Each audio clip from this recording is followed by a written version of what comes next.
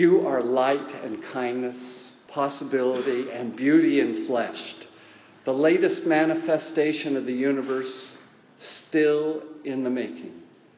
Your uniqueness, talents, presence, and leadership enhance this gathering. Come, all of you who are burdened, to be comforted within these walls. Come, all of you discontent. Make a difference and work towards justice within and beyond these walls. Come, all of you in need of meaningful connections with others along the way. Enjoy the encounter, the shared stories. Grow together in laughter and tears. All of you are as gifts to each other and the world. Take your rightful place in life, here and now.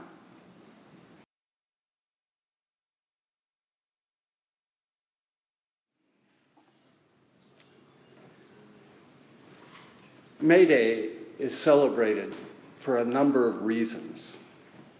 The Northern Hemisphere celebrates the coming of spring with maypole dances. In both hemispheres, workers around the world celebrate International Workers' Day, a remembrance of workers who died fighting for an 8-hour day. In the Southern Hemisphere, as Sally's explained, it's both a celebration of the coming of fall and a remembrance of loved ones who have died. The feast is called Samhain. Pagans believe that it is the time of year when the space between the living and the dead is thinnest, allowing us to embrace them. Today, May 1st, for Auckland Unitarians, encompasses all of the other celebrations. Today is Canvas Sunday. We didn't tell you because we wanted you to come. It celebrates spring and our confidence in the coming of new life for the year ahead, as we commit ourselves to support the congregation's life and work. It celebrates social justice by remembering our 114-year history of seeking a better world and our promise to continue undaunted. It celebrates Samhain in our remembrance of our Unitarian forebears who made this space sacred, showing us the way through their sacrifice and commitment to our principles.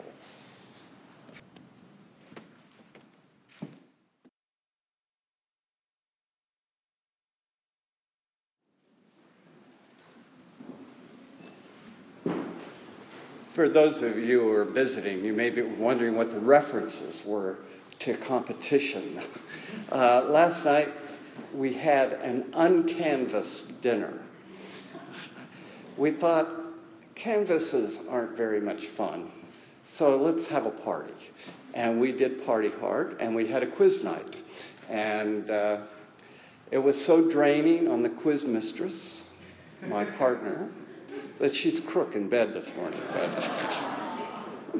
But it was a wonderful evening of community and connection.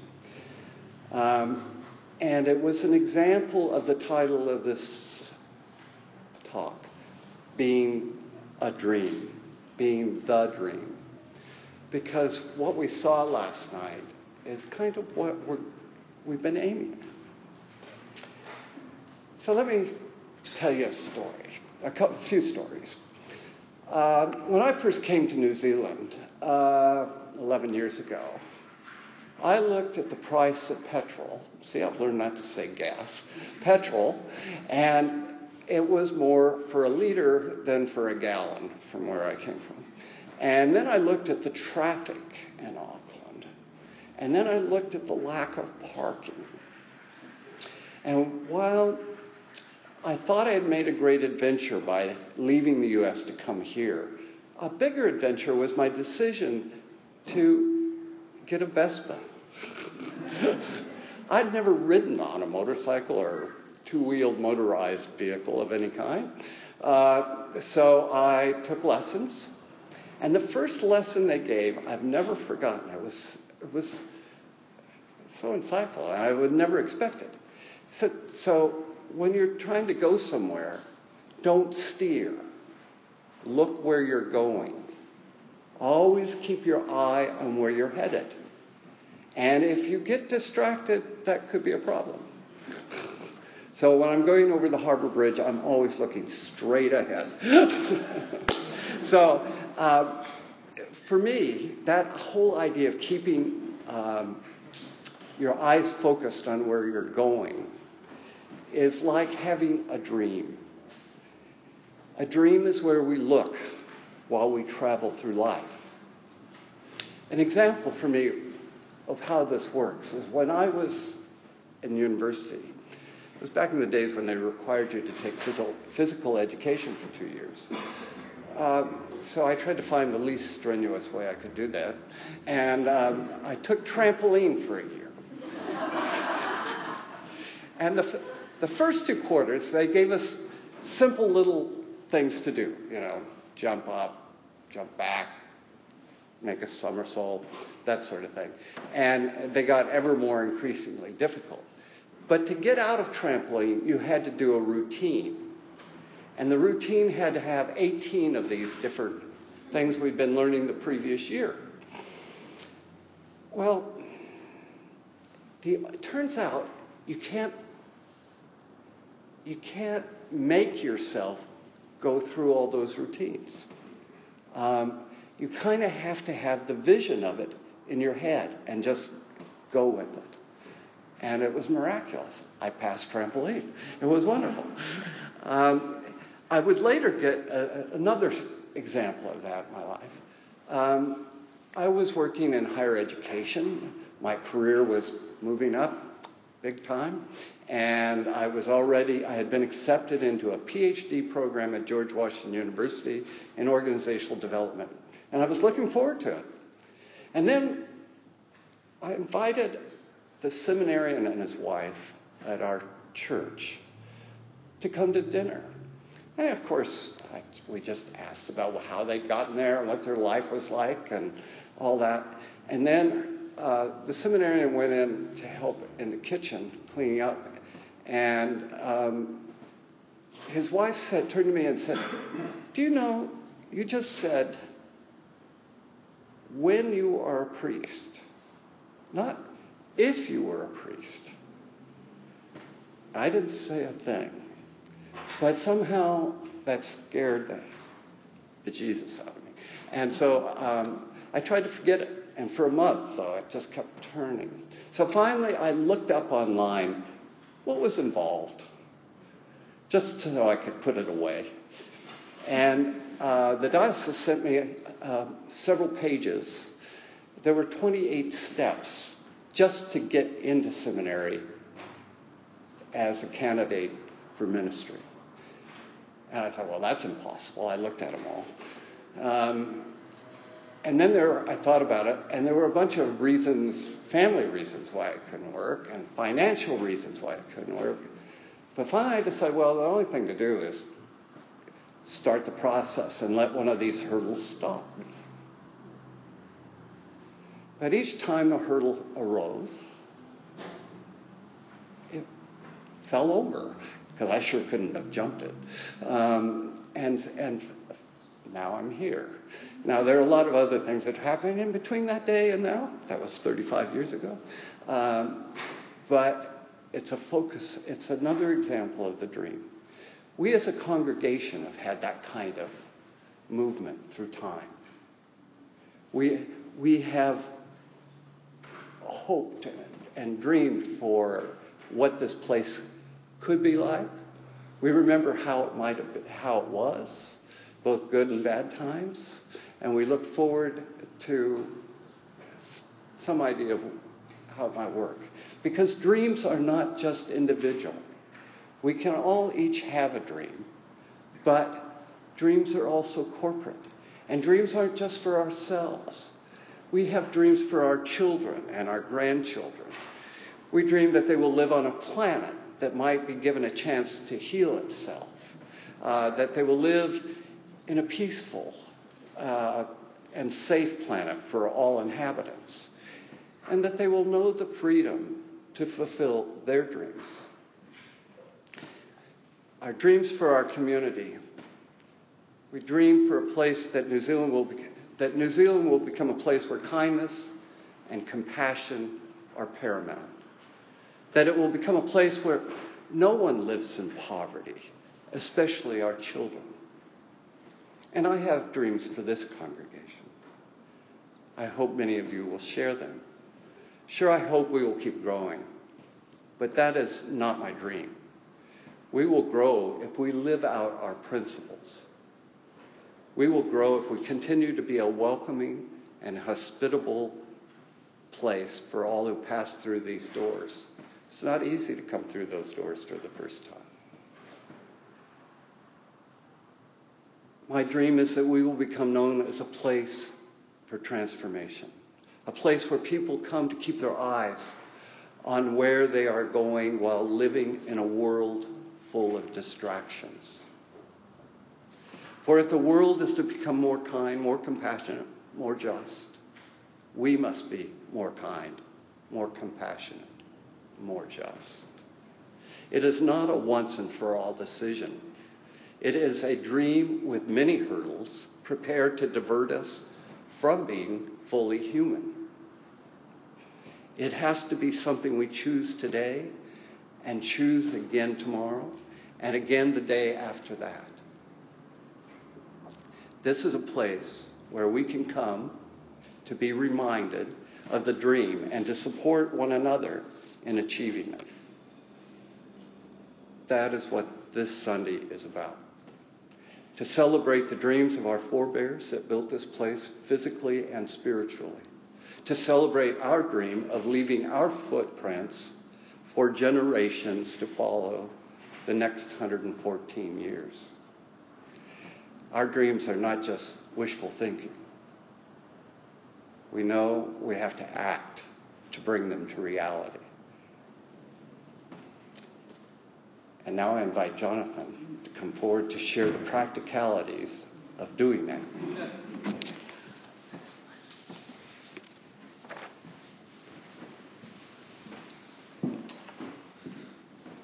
So I'm going to talk to you first. I'm Jonathan Mason, member of the congregation for most of the past 16 years, and chair of the management committee.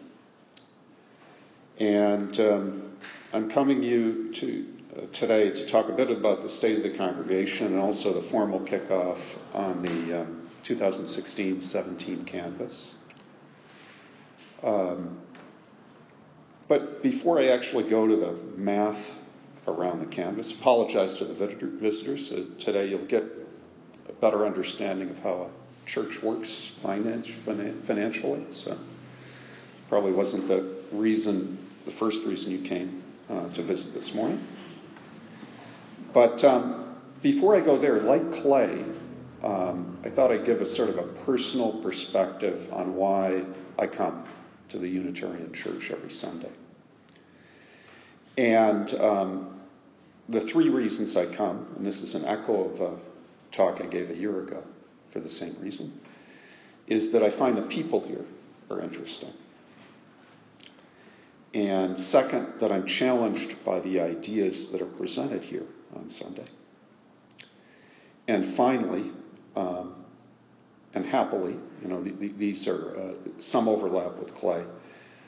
I believe personally it's important for Unitarianism to have a voice in the world, for rationalism, against fundamentalism, or inclusion.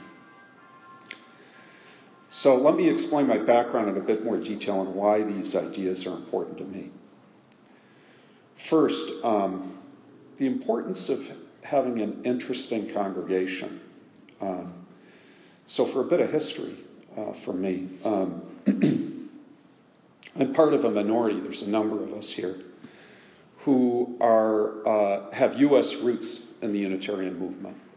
So you see U.S. folks here, partly because the Unitarian Church is so big in the U.S. that it captures some of it back in the U.S. We immigrate to New Zealand, and here we are in New Zealand. But I've gone to, I grew up going to a Unitarian church in Detroit, Michigan. Stopped going to church for 20 years and then began again when I met Mary, my wife, who was also going to a Unitarian church when I met her. But for the past 20 years, we've attended 7 Unitarian churches that moved around a lot. Massachusetts, 2 in Connecticut, Texas, Tennessee, New York, Ohio, Louisiana, and now New Zealand.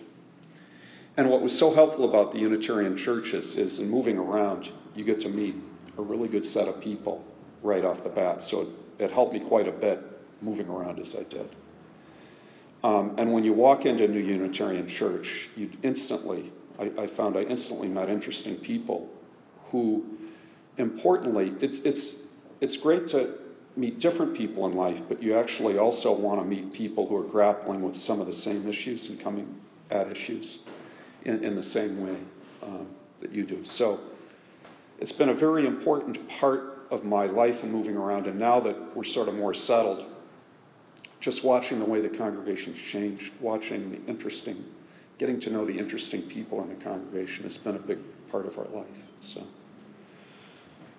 that's the first reason I come here on Sunday. The second reason, and one that's been morphing over the last 20 years, is what I put it under is trying to understand how to have a more meaningful life.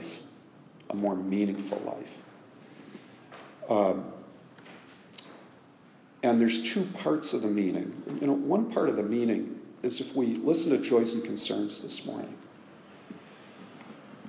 there was and Clay sort of maybe positioned it this way, but there was a number of remembrances of both personal, friends, family members, and important people, say in the music world as an example.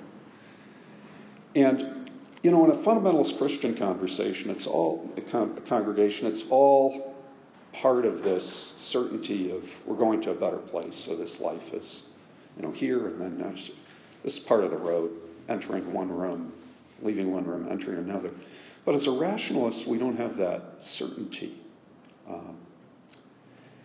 And without that certainty, how you live each day becomes sort of more important, or, with some meaning. And as I was listening to Joys and Concerns, I thought about my friends that had passed, family members that had passed, and how do we live each day? Each day we get this gift of life, and how do we live it with more meaning? And so the best Sundays in a Unitarian congregation for me are services and sermons that cause me to think for the following week or 2 weeks about a topic. It tells me, can I have a better impact in the world? Can I live my life with more meaning? Can I live my life more happily? And Clay had 2 sermons in, I think it was second half of March, about mysticism and spirituality that I've thought of since that time for the last 6 weeks. So how to create more meaning in life, and having services and the people here help me out with that has been another important reason for my attendance here on Sundays. And personally, over the course of the last 16 years, I think I've given 5 to 10 talks to the congregation on Christian history, importance of time, ecological challenges. So I've used also the congregation to share with them on an episodic basis things I've been thinking about. But then finally, the third benefit of being a Unitarian is to offer a voice of rational hope within a world that has a lot of fundamentalism in it. There's a lot of people who are really certain about spiritual things that I don't think you can be certain about. And then also, it seems like that there's a trend toward growing hostility toward minorities in our society. And I don't want to overstate that. there's progress and stepping back all at once. Like my U.S. experience, the transition that the U.S. has made toward gay marriage, I would have thought unbelievable 20 years ago. I would have thought it was 50 years, and it's occurred a lot.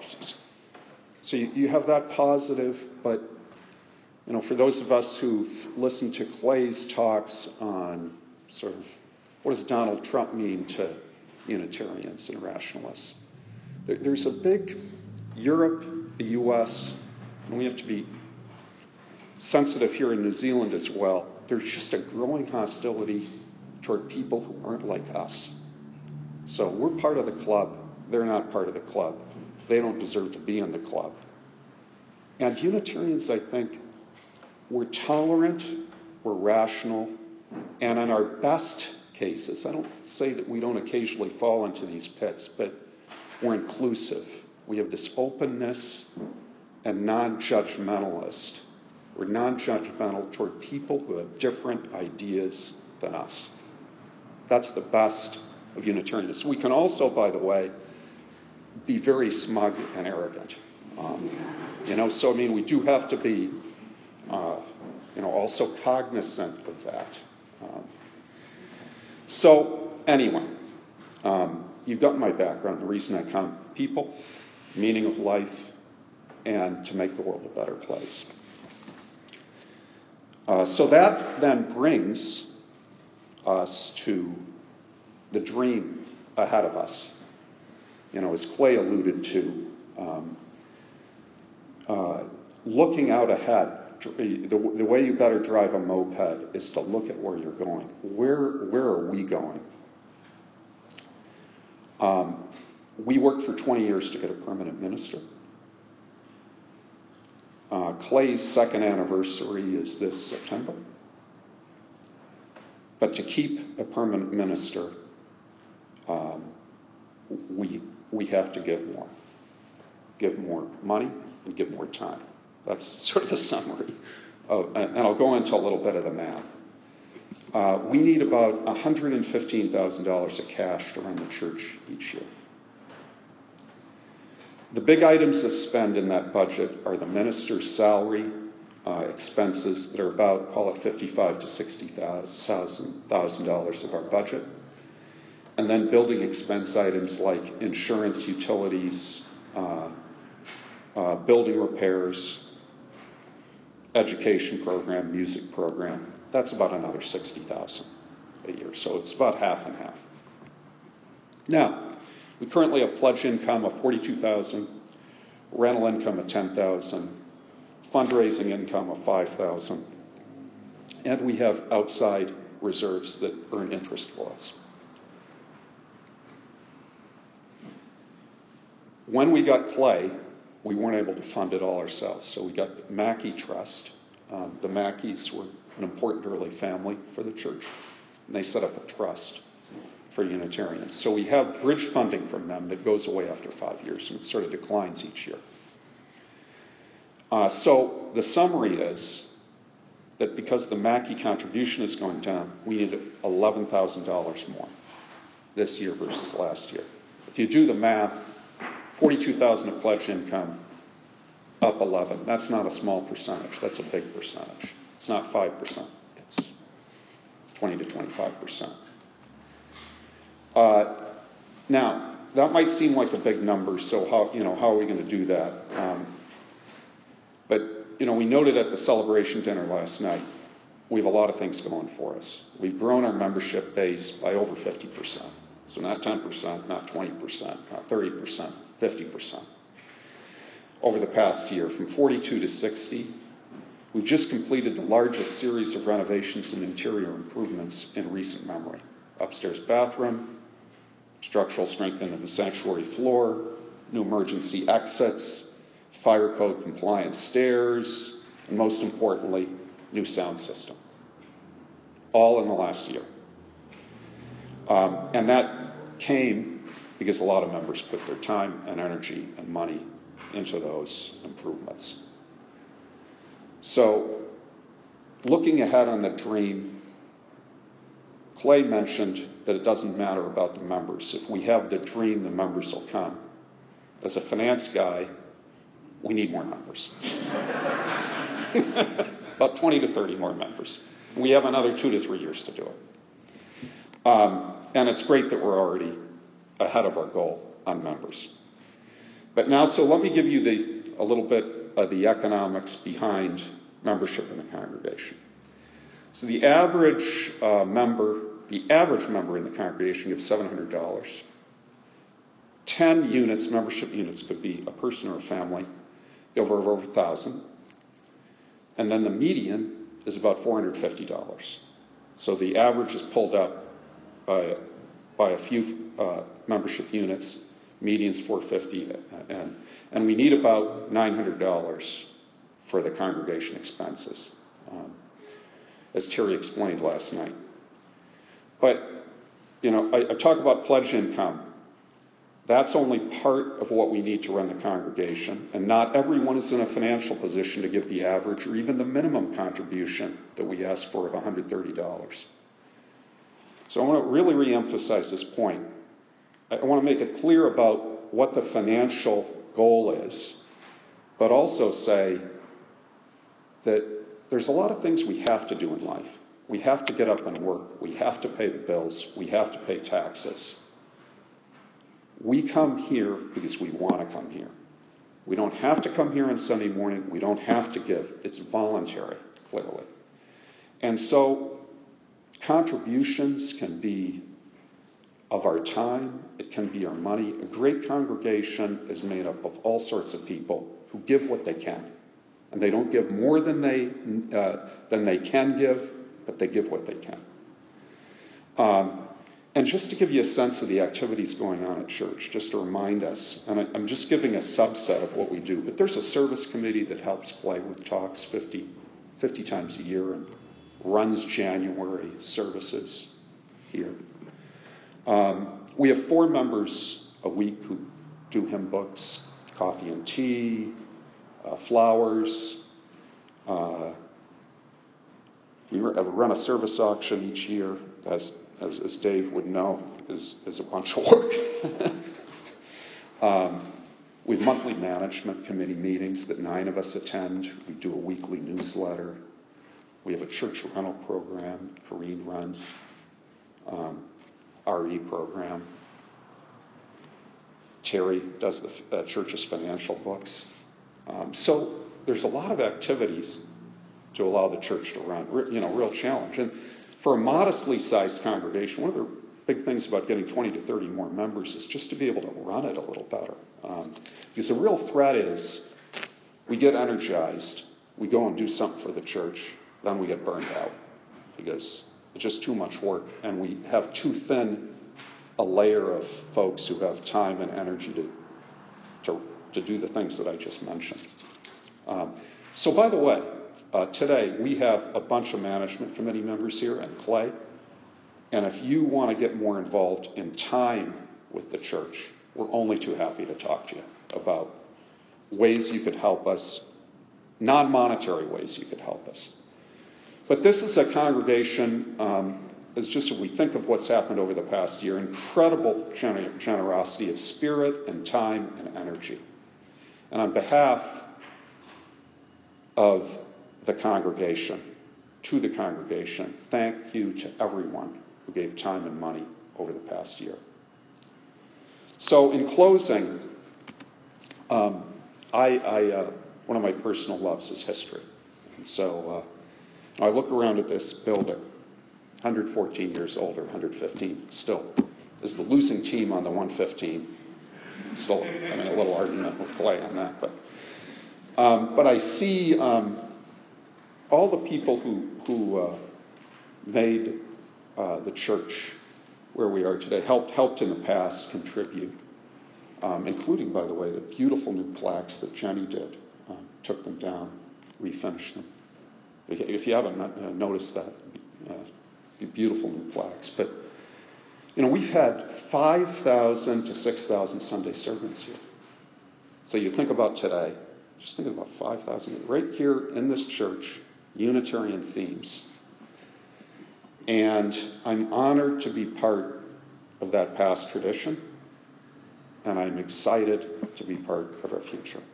Thank you. Back to Clay.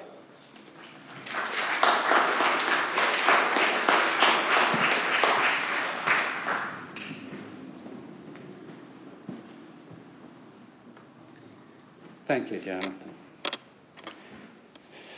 And now for our meditation. I would like to bring us back to the other theme running through today's service, Salome.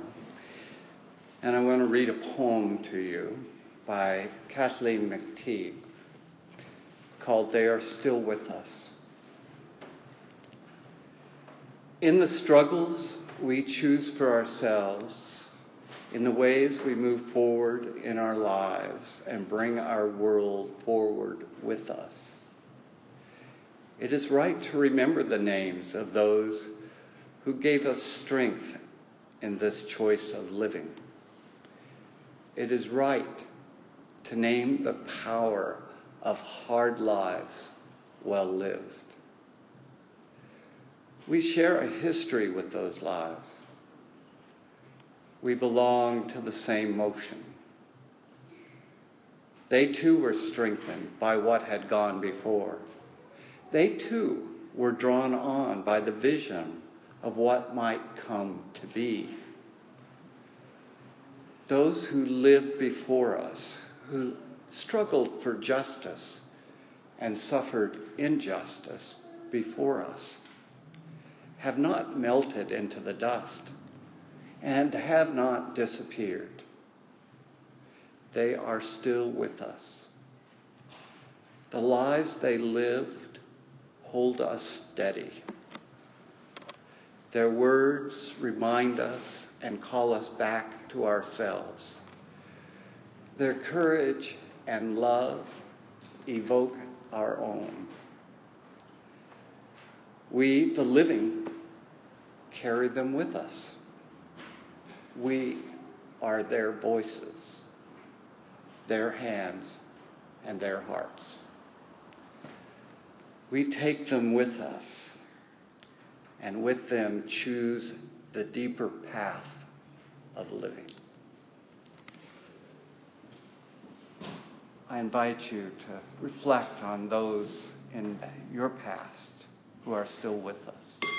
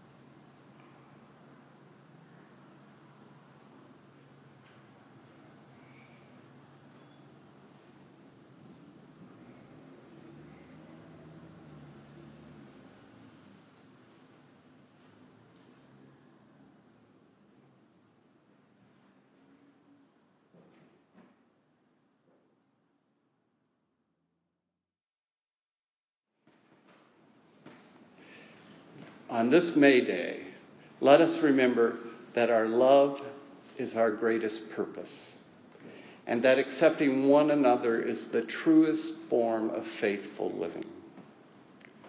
On this May Day, let us pledge our hearts, minds, and hands to challenge injustice with courage, to find hope in times of fear, and to live out our Unitarian values every day as a beloved community.